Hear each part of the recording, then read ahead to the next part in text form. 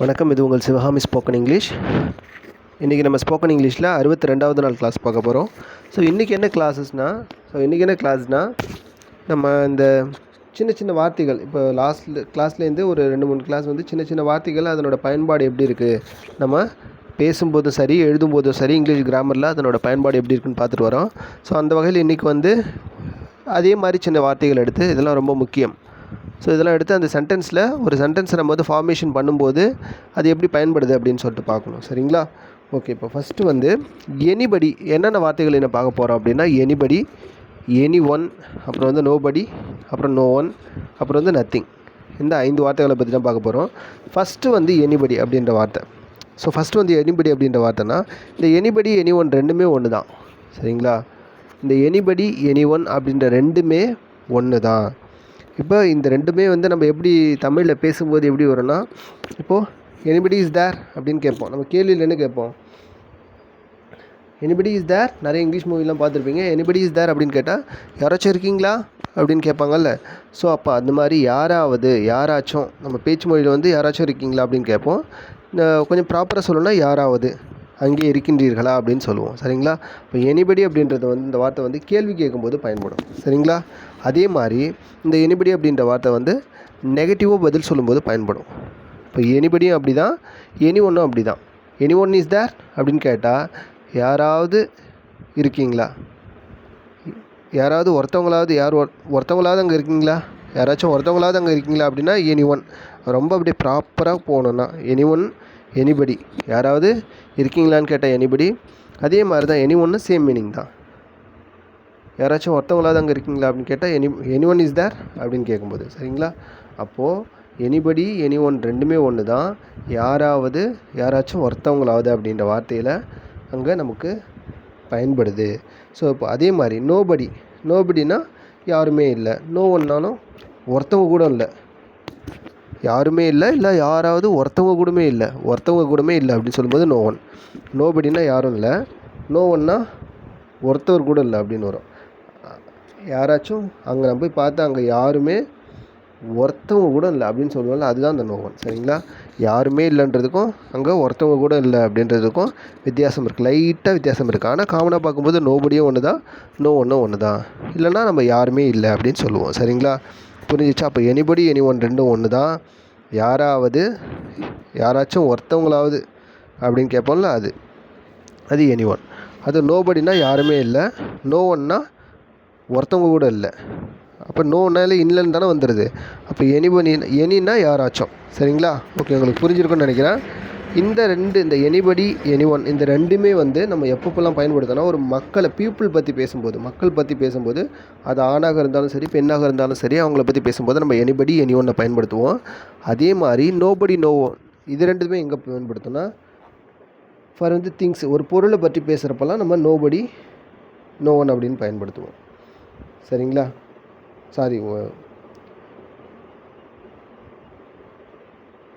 ஒரு சின்ன திருத்தம் ஒன்று மாற்றி சொல்லிட்டு பாருங்கள். எனிபடி எனி ஒன் அப்புறம் நோபடி நோ ஒன் இது 4மே வந்து மக்கள் பற்றி பேசும்போது தான் நம்ம பயன்படுத்துகிறோம். சரிங்களா? இப்போது திங்ஸ் பற்றி பேசும்போது எந்தெந்த வார்த்தைகள்லாம் சொல்லிட்டு நான் பின்னாடி சொல்கிறேன். அப்போ நத்திங் அப்படின்ற வார்த்தைலாம் யூஸ் ஆகும். சரிங்களா? ஃபஸ்ட்டு இந்த 4 மட்டும் புரிஞ்சிட்டா, மீனிங் புரிஞ்சிட்டா. அப்போ எனிபடினா யாராவது, எனி ஒன்னாலும் அப்படி தான் யாராச்சும்.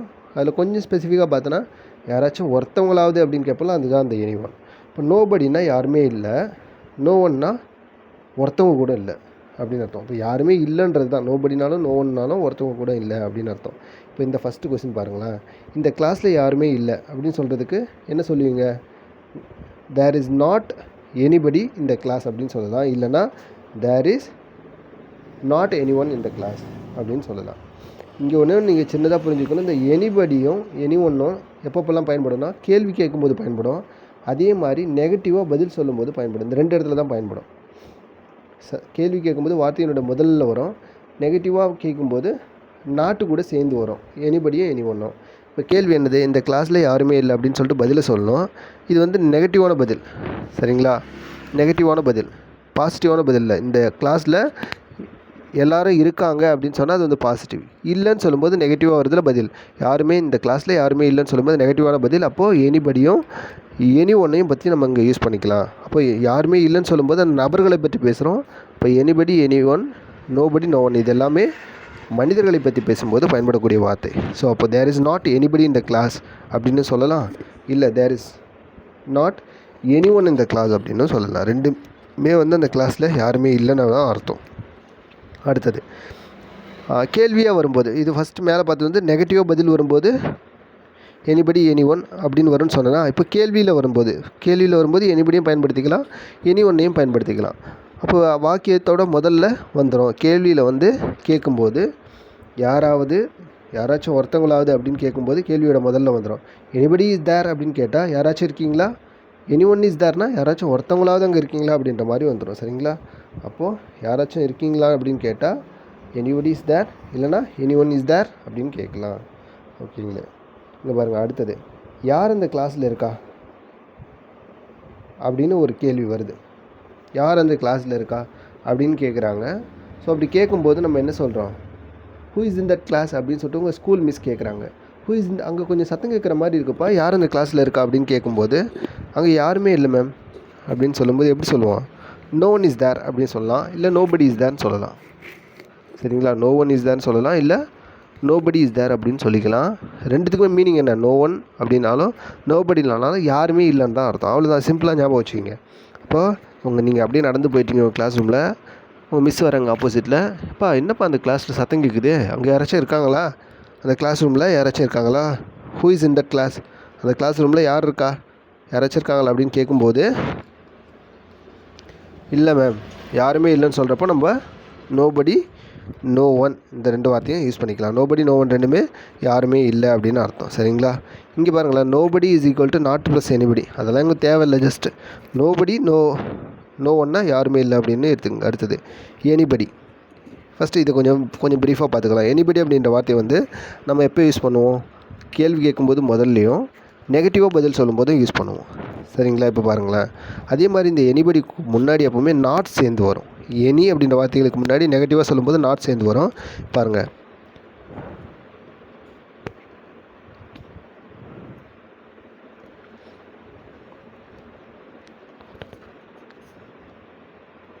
இப்போ பாருங்களேன், நாட்டு ப்ளஸ் எனிபடி, நாட் எனிபடி ப்ராக்கெட்டில் வந்து ஈஸ் நாட் எனிபடின்னு எழுதியிருக்கேன்னா, is not anybody, there is not anybody அப்படின்னு சொல்லும்போது there is not anybody in that class அப்படின்னா அந்த கிளாஸில் யாருமே இல்லை அப்படின்னு அர்த்தம். There is not anybody in that class அப்படின்னா அந்த கிளாஸில் யாருமே இல்லைன்னு அர்த்தம். இப்போ தேர் இஸ் அப்படின்றது தேர் இஸ் நாட், ஃபஸ்ட்டு தேர் இஸ்னால் இருக்குது, தேர் இஸ் நாட்னா இல்லைன்னு அர்த்தம். தேர் இஸ் நாட் எனிபடினா யாருமே இல்லை அப்படின்னு அர்த்தம். சரிங்களா? அப்போது எனிபடின்னு வரும்போது நாட்டோட சேர்ந்து வரும். அப்போ there is not anybody in that classroom அப்படின்னு சொல்லலாம். சரிங்களா? அடுத்தது,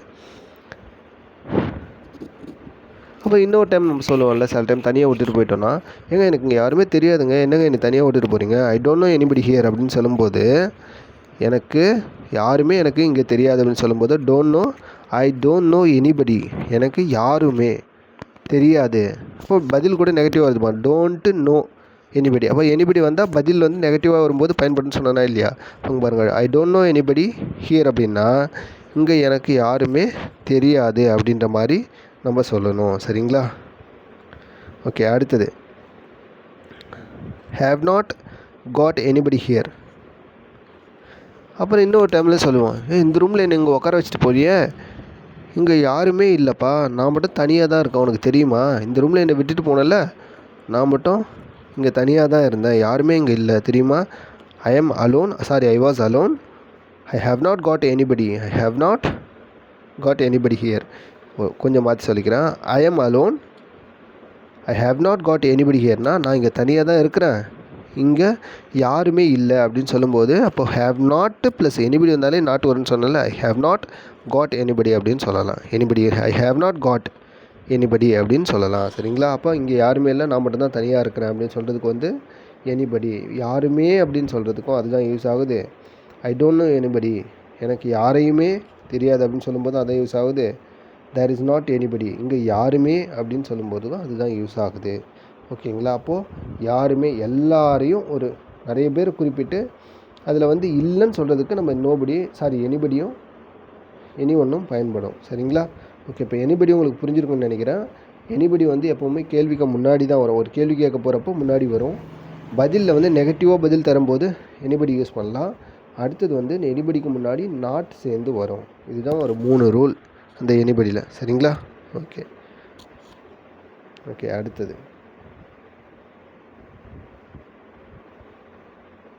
இப்போ அடுத்தது பார்க்கலாம்.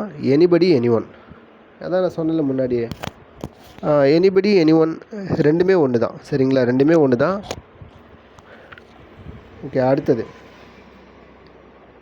தேர் இஸ் நோ ஒன். இப்போ நோ ஒன் நத்திங்லாம் பற்றி பார்க்கலாம். இப்போது நோ ஒன் சொல்லும்போது தேர் இஸ் நோ ஒன் அப்படின்னா இங்கே யாருமே இல்லை. இப்போ நோ ஒன்னும் நெகட்டிவில் வருது. சரிங்களா? There is no one. ரெண்டாவது சென்டென்ஸ் பாருங்கள். தேர் இஸ் நோ ஒன்னா இங்கே யாருமே இல்லை. தேர் இஸ் நோ ஒன்னா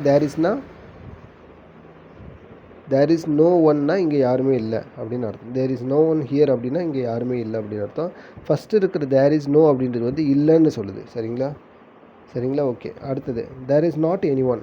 அப்போ நோ ஒன்னாலும் எனி ஒன்னாலும் அப்படி ஒன்று தான். சரிங்களா? நோ ஒன்னாலும் இங்கே பாருங்கள் ஒரு சின்ன திருத்தம். இப்போ ஃபஸ்ட்டு பாருங்கள், தேர் இஸ் நோ ஒன் அப்படின்னும் போது எப்பா இங்கே யாராச்சும் இருக்கீங்களா அப்படின்னு கேட்குறாங்க. இல்லை இங்கெல்லாம் யாரும் இல்லை அப்படின்னு சொல்லும்போது there is no one here அப்படின்னா இங்கே யாருமே இல்லை அப்படின்னு சொல்லிட்டு நம்ம யூஸ் பண்ணலாம். ரெண்டாவது வந்து அது வந்து there is not anyone அப்படின்னா இதுவும் நெகட்டிவில் எனி ஒன் வச்சு சொல்கிறோம். தேர் இஸ் நாட் எனி ஒன்னா இங்கே யாருமே இல்லை. தேர் இஸ் நாட் எனி ஒன்னா யாருமே இல்லை. There is not anyone here அப்படின்னா இங்கே யாருமே இல்லை அப்படின்னு அர்த்தம். ஃபஸ்ட்டு இருக்கிற தேர் இஸ் நாட் அப்படின்னு இல்லைன்ற ஒரு வார்த்தையை சொல்லுது. கடைசியாக இருக்கிற ஹியர் அப்படின்றது இங்கே யாருமே இல்லை அப்படின்னு சொல்லுது. உதாரணத்துக்கு பாருங்கள், தேர் இஸ் நாட் அப்படின்ற வரைக்கும் யாரும் இல்லை. தேர் இஸ் நாட்னா இல்லை. எனி ஒன்னா தேர் இஸ் நாட் எனி ஒன்னா யாருமே இல்லை. அதுக்கு பக்கத்தில் ஒரு ஹியர் போட்டுருந்தா இங்கே யாருமே இல்லை அப்படின்றது. அப்போ முதல்ல இருக்கிற தேர் இஸ் நாட் வரைக்கும் இல்லை. அதே மாதிரி மேலே இருக்கிற சென்டென்ஸில் தேர் இஸ் நோ அப்படின்னா அங்கேயும் யாருமே இல்லை. அது இங்கே அங்கெல்லாம் சொல்ல. தேர் இஸ் நோன்னா இல்லை அப்படின்னு சொல்லுவோம். அதே மாதிரி தேர் இஸ் நாட்னா இல்லைன்னு தான். சரிங்களா? ஓகே அடுத்தது தேர் இஸ்னா இருக்குது, தேர் இஸ் நாட் அப்படின்னா இல்லை. அதே மாதிரி தேர் இஸ் நோன்னா இல்லைன்னு அர்த்தம். சரிங்களா? ஓகே இப்போது நம்ம இந்த இடத்துல மட்டும் ஒரு சின்ன ட்விஸ்ட் இருக்குது. இப்போ நோ ஒன் அப்படின்னா யாருமே இல்லைன்னு, தேர் இஸ்னால் இருக்குன்னு தானே அர்த்தம். தேர் இஸ்னால் நான் என்ன சொன்னேன், இருக்குன்னு அர்த்தம். ஆனால் தேர் இஸ் அப்படின்னு ஒரு வார்த்தை வந்திருக்கு. ஆனால் நெகட்டிவை குறிக்கிற வார்த்தை இந்த இடத்துல எதுவுமே வரல பாருங்கள். தேர் இஸ் நாட்டும் வரல, எதுவுமே வரல. ஆனால் நோ ஒன் அப்படின்றது வந்து ஒரே ஒரு வார்த்தை தான். நோ ஒன்னா யாரும் இல்லை அப்படின்ற மாதிரி மீனிங். அப்போ அந்த நோ ஒன்லேயே இல்லைன்ற மீனிங் வருதா? ஸோ அப்போ அதுக்கு பதிலாக தான் இந்த இடத்துல நாட் வரல. அப்போ தேர் இஸ் நோ ஒன், அவ்வளோதான். 3 வார்த்தை தான். தேர் ஒன்று, ஈஸ் ஒன்று, நோ ஒன் ஒன்று, 3 வார்த்தை தான். இந்த இடத்துல நாட்லாம் வரல பாருங்கள். There is not no one அப்படின்னு வராது. ஏன்னா அந்த நாட் வந்து இந்த நோ ஒன்லேயே இருக்கும். நோ ஒன்றதோட மீனிங் என்ன, இல்லைன்னு அர்த்தம். சரிங்களா? அப்போ அந்த நோ ஒன்னே வந்து ஒரு நெகட்டிவான பதில்ன்றதால நம்ம அங்கே நாட்டு சேர்க்கலை. சரிங்களா? அதே மாதிரி தான் தேர் இஸ் நாட் அப்படின்னா இல்லைன்னு அர்த்தம். எனி ஒன்னா யாருமே இல்லைன்னு அர்த்தம். சரிங்களா? ஓகே புரிஞ்சிருக்குன்னு நினைக்கிறேன். அப்போ தேர் இஸ்னா இருக்குது, தேர் இஸ் நோன்னா இல்லைன்னு அர்த்தம். தேர் இஸ் நாட்னா இல்லைன்னு அர்த்தம். சரிங்களா? ஓகே இது ரெண்டுமே அப்போ நோ ஒன் எனி ஒன் ரெண்டுமே நெகட்டிவ் பதில் சொல்லும்போது நம்ம பயன்படுன்னு சொன்னேன். இப்போ நம்ம மனிதர்களை பற்றி பேசும்போது anyone, anybody, no one, nobody அப்படின்ற வார்த்தையெல்லாம் வச்சு பேசணும். இப்போ பொருட்களை பற்றி பேசும்போது எனிதிங், நத்திங் அப்படின்ற வார்த்தையை நம்ம பற்றி பேசுவோம். இப்போ ஒரு பொருள் இருக்கா அப்படின்னு கேட்குறதுக்கு இருக்குன்னும், ஒரு பொருள் இருக்கா இல்லையான்னு கேட்கும்போது இல்லைன்னு பதில் சொல்கிறதுக்கு நம்ம எனிதிங், நத்திங் அப்படின்ற ஒரு வார்த்தையை பயன்படுத்துவோம். சரிங்களா? அப்போ பொருள்கள் பற்றி பேசும்போது எனிதிங், நத்திங் அப்படின்ற வார்த்தையெல்லாம் எப்படி பயன்படுதுன்னு பார்க்கலாம். சரிங்களா? இப்போ முதல் கேள்வி, இந்த பையில் ஏதாவது இருக்கான்னு பாரு அப்படின்னு உங்கள் அப்பா உங்கள்கிட்ட சொல்கிறாங்க. ஏப்பா இங்கே வா, இந்த பேக்கில் ஏதாவது இருக்கான்னு பாரு, கொஞ்சம் உதறி பாரு அப்படின்னு கேட்டால் டக்குன்னு நீங்கள் ஒன்று உதறி பார்த்துட்டு அது உள்ளே ஏதாவது இருக்கான்னு பார்த்துட்டு தேர் இஸ் நத்திங் இந்த பேக் அப்படின்னு சொன்னால், அப்போ நத்திங்ன்றது வந்து இங்கே இந்த பேக்கில் எதுவுமே இல்லை அப்படின்னு சொல்லுவோம். தேர் இஸ் அப்படின்றது வரைக்கும் இருக்குது. தேர் இஸ் நாட் ஏன் வரலை அப்படின்னா நத்திங்ன்றதே இல்லைன்னு தான் அர்த்தம். அப்போ தேர் இஸ் நாட் நத்திங் அப்படின்லாம் வராது. தேர் இஸ்னால் இருக்குது, நத்திங்ன்றதுலேயே அந்த இல்லைன்ற மீனிங் வந்துடுது. நத்திங்னா இல்லைன்னு அர்த்தம். அதுலேயே ஒரு நெகட்டிவ் வந்துடுச்சு, அதுவாகவே நெகட்டிவாக யூஸ் ஆகுது.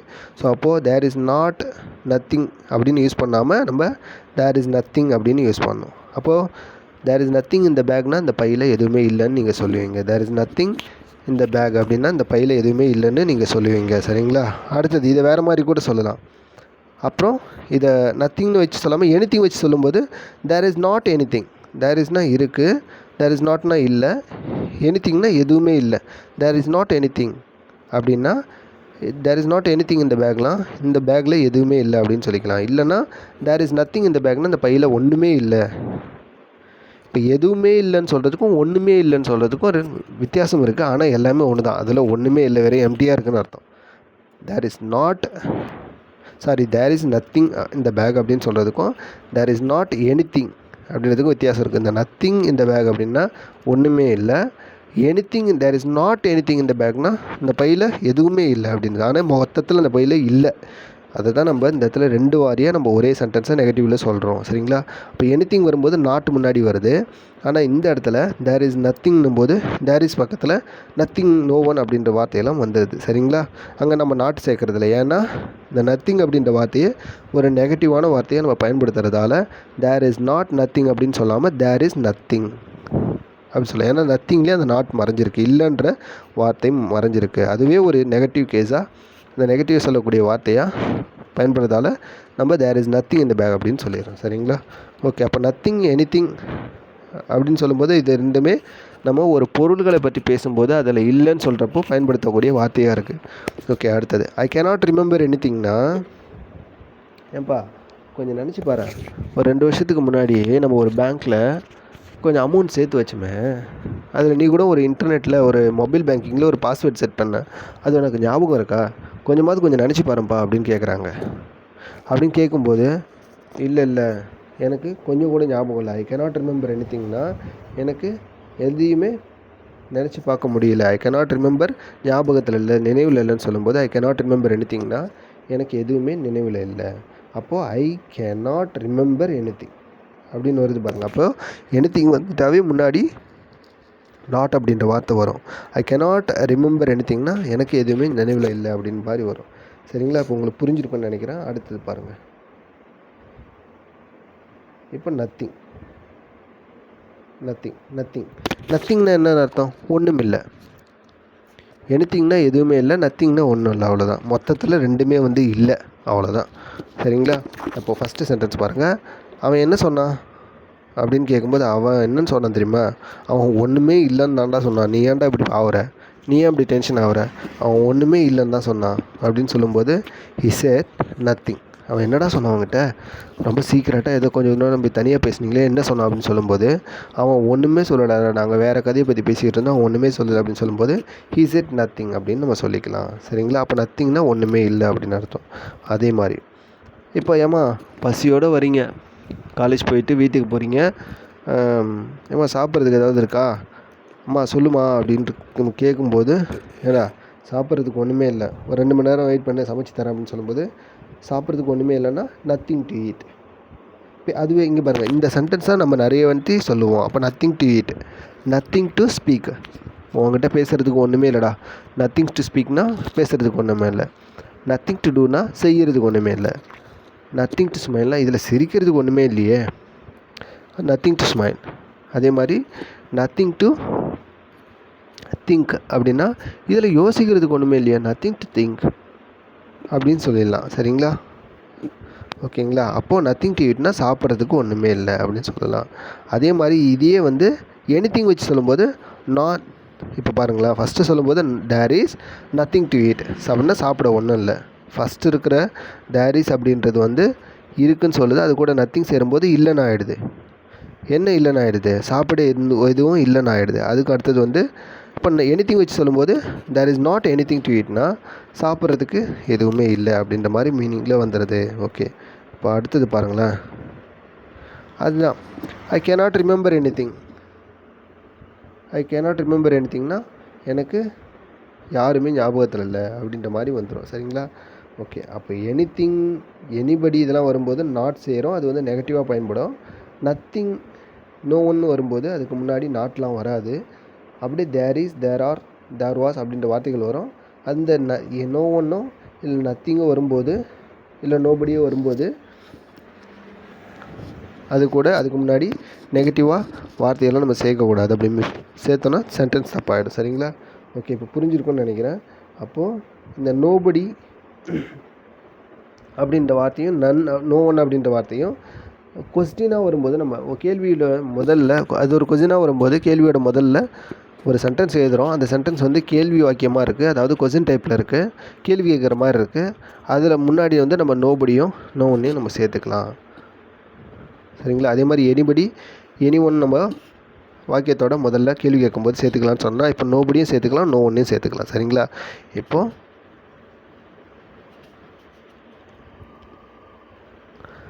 சாரி ஒரே ஒரு சின்ன திருத்தம் இதில் கொஞ்சம் லைட்டாக. இப்போ எனிபடி எனி ஒன் அப்படின்னா நம்ம கேள்வியில் வந்துடும். நோபடி நோ ஒன்னா பதிலில் வரும், நெகட்டிவாக பதிலில் வரும். சரிங்களா? இப்போ யாராச்சும் இருக்கீங்களா அப்படின்னு கேட்குறோம். அப்பா யாராச்சும் இருக்கீங்களா? இங்கே யாருமே இல்லை. நோபடி ஹியர், இல்லை நோபடி தேர், அங்கே யாருமே இல்லை. இல்லை நோ ஒன்னா ஒருத்தவங்க கூட இல்லை, அவ்வளோதான். இப்போது கேள்வியில் வரும்போது எனிபடி எனி ஒன் வரும், பதிலாக நெகட்டிவில் வரும்போது நோபடி நோ ஒன் அப்படின்ற வார்த்தை வரும். அப்போ கேள்வி கேட்கும்போது யாராச்சும் இருக்கீங்களா அப்படின்னு கேட்கும்போது நோபடி தேர், யாராச்சும் அங்கே இருக்கீங்களா அப்படின்னு கேட்கும்போது நோபடி இஸ் தேர். அடுத்தது நோ ஒன் இஸ் தேர் அப்படின்னு சொல்லிக்கலாம். ரெண்டுமே மீனிங் என்ன? நோபடி இஸ் தேர்னாலும் நோ ஒன் இஸ் தேர்னாலும் யாருமே இல்லை அப்படின்னு தான் அர்த்தம். சரிங்களா? அப்புறம் nothing to eat, nothing happened. அப்போ நத்திங் வச்சு சின்னதாக நம்ம சென்டென்ஸ் யூஸ் பண்ணலாம். அப்போ நத்திங் டு ஈட், சாப்பிட ஒன்றும் இல்லை, தேர் இஸ் நத்திங் டு ஈட்னு சொல்லலாம். இல்லை நத்திங் டு ஈட்னோ ஷார்ட்டாக சொல்லிக்கலாம். அதே மாதிரி நத்திங் ஹேப்பன்டு அப்படின்னா ஒன்றுமே நடக்கலை அப்படி. அவன் என்ன சொன்னான்? நத்திங், ஒன்றுமே சொல்லலடா. இப்போ நத்திங்கிறது ஒன்றுமே இல்லை, சுத்தமாக ஒன்றுமே இல்லை அப்படின்ற மாதிரி பதிலில் வந்துடுது நமக்கு. சரிங்களா? அவன் நத்திங்னாலே இல்லைன்னு அர்த்தம், மொத்தமாகவே இல்லைன்னு அர்த்தம். சரிங்களா? ஓகே, அடுத்தது. ஸோ இப்போ இது வரைக்கும் உங்களுக்கு புரிஞ்சிருக்கும்னு நினைக்கிறேன்.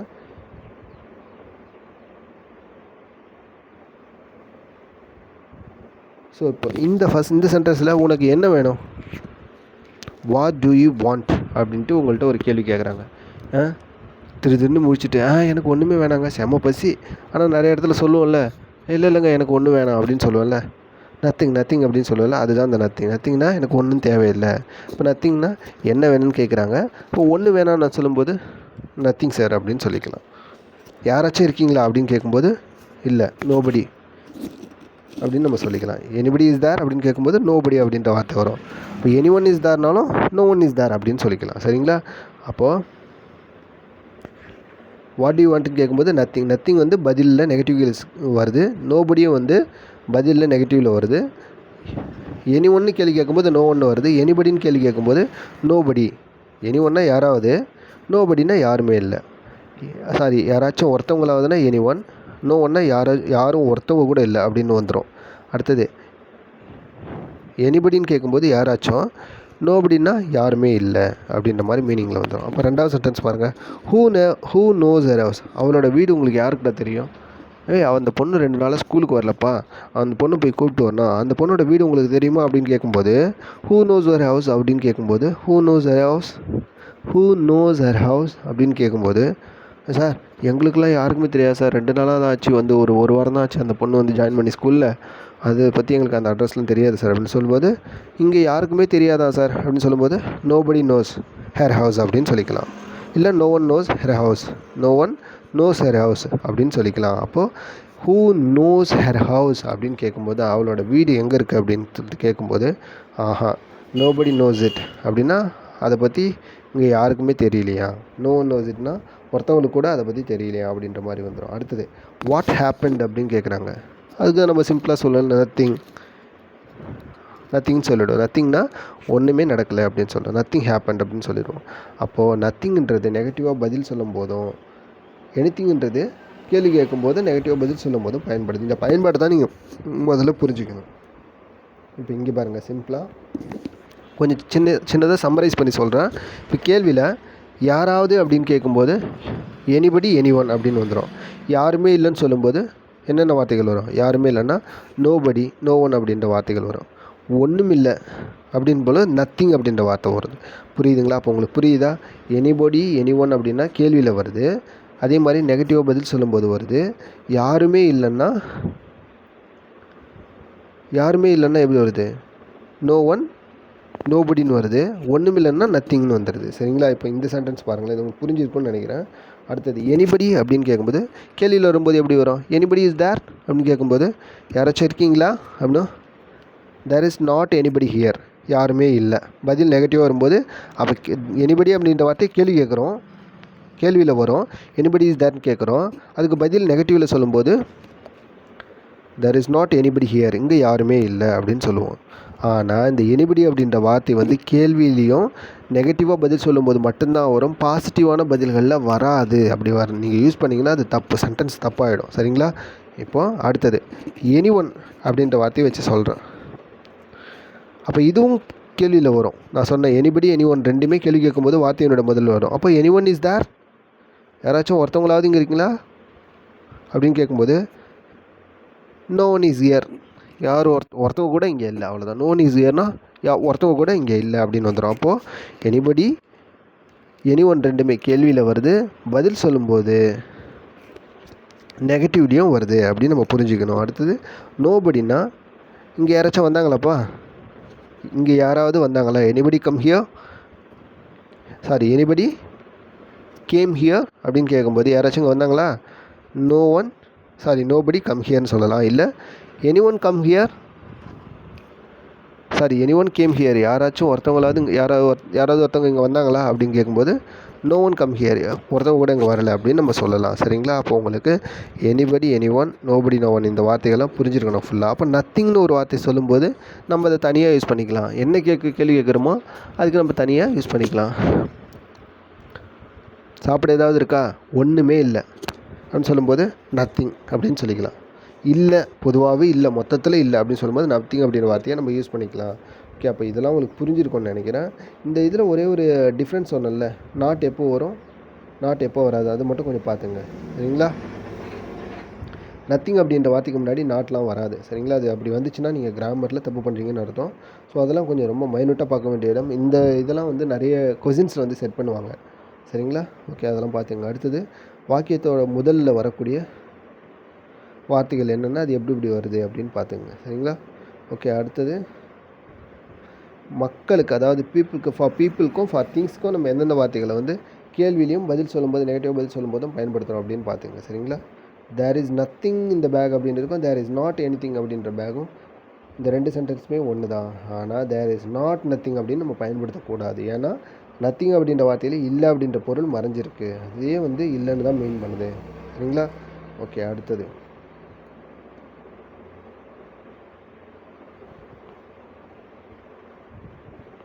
இப்போ ஃபார் பீப்புளுக்கு வந்து anybody anyone nobody no one அப்படின்னு நம்ம பயன்படுத்துகிறோம். எனிதிங் நத்திங் இதெல்லாமே வந்து ஃபார் திங்ஸ்க்காக பயன்படுத்துகிறோம். பொதுவாக நத்திங் அப்படின்றது வந்து மொத்தமாக இல்லைன்னு சொல்கிறதுக்கு நம்ம பயன்படுத்துகிறோம். அப்போ இந்த கிளாஸ் வந்து ரொம்ப உங்களுக்கு பயனுள்ள வகையில் இருந்துக்குன்னு நினைக்கிறேன். நம்ம நெக்ஸ்ட் கிளாஸில் சந்திப்போம். அதே மாதிரி நம்ம summer spoken English class live class வந்து ஸ்டார்ட் பண்ண போகிறோம். அதுக்கும் அடுத்தது வந்து ஃப்ளூயண்ட் இங்கிலீஷ் கிளாஸும் ஸ்டார்ட் பண்ண போகிறோம். ஸோ தொடர்ந்து இணைந்திருங்கள். உங்கள் வீட்டில் ஏதாவது சின்ன பசங்க இல்லை யாராச்சும் இங்கிலீஷ் கிராமர் இல்லை காலேஜ் போகிறவங்க யாராவது இங்கிலீஷ் கற்றுக்கணுன்னு விரும்பினாங்கன்னா நம்ம சேனல்ஸ் வந்து நம்ம சப்போர்ட் பண்ணுங்கள், ரெஃபர் பண்ணுங்கள். அவங்க வந்து நம்ம வீடியோஸ் பார்த்துட்டு நிறைய இங்கிலீஷ் கிராமர் வந்து லேர்ன் பண்ணிக்கிட்டோம். Thank you, thanks a lot. We will meet tomorrow evening at 7 PM. Thank you.